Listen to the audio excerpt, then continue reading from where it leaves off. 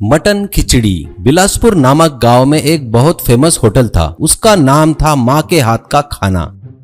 क्यों न हो, जैसा नाम वैसा काम। वहाँ के खाने का स्वाद बहुत ही लाजवाब था। उस होटल का तो कबाब, चिकन 65, बिरयानी ज्यादा फेमस थी, क्योंकि वहाँ का जो बावर्ची था वो था रॉकी। रॉकी नॉनवेज आइटम एकदम धांसू बनाता था।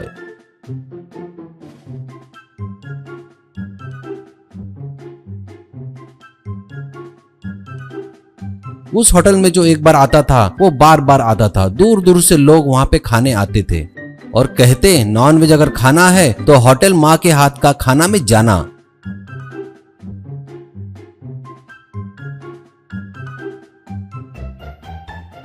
और उस होटल की खासियत थी कि अगर आपको नॉन वेज आइटम खाना हो तो पहले ही ऑर्डर देके रखना पड़ता था।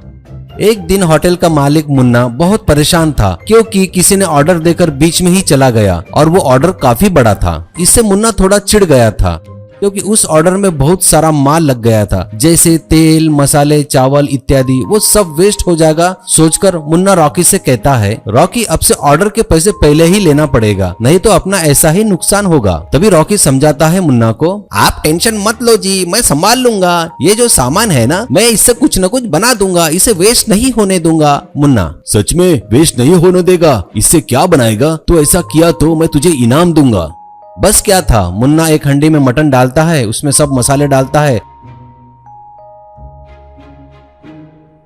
चावल डालता है और इत्यादि डालकर पकाने के लिए गैस पर रख देता है।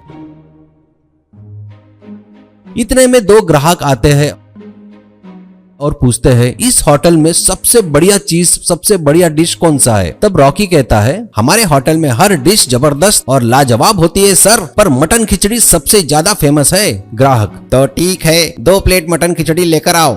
तब रॉकी जो मटन खिचड़ी बनाया वो आइटम लाके उनके सामने रख दिया। रॉकी और मुन्ना उन ग्राहकों को देखते रहे कि वो डिश खाकर क्या बोलेंगे। तब उनमें से एक आदमी मुंह में निवाला डालते ही बोलता है, लाजवाब, इतना अद्भुत मटन खिचड़ी है कि मैं बातों में नहीं बता सकता। तब रॉकी कहता है, सर इसमें जो मसाले डाले हैं ना, वो हमारे सेठ के दादा के परदादा के जमाने के हैं, वही मसाले डाले हैं, अभी हम भी उसे फॉलो कर रहे हैं। ऐसा मुन्ना की तारीफ किया। ग्राहक, शायद इसीलिए इस मटन खिचड़ी को इतना टेस्ट आया है, कहने लगे और तारीफ करने लगे।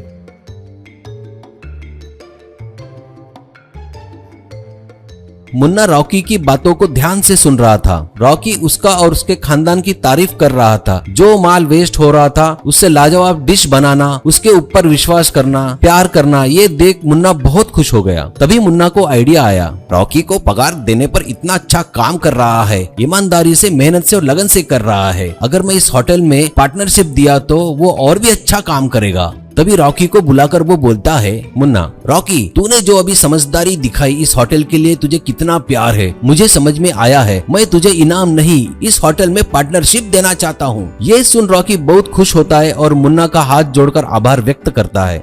इस प्रकार उस होटल का मटन खिचड़ी बहुत ज्यादा फेमस हो गया। ग्राहक बढ़ गए,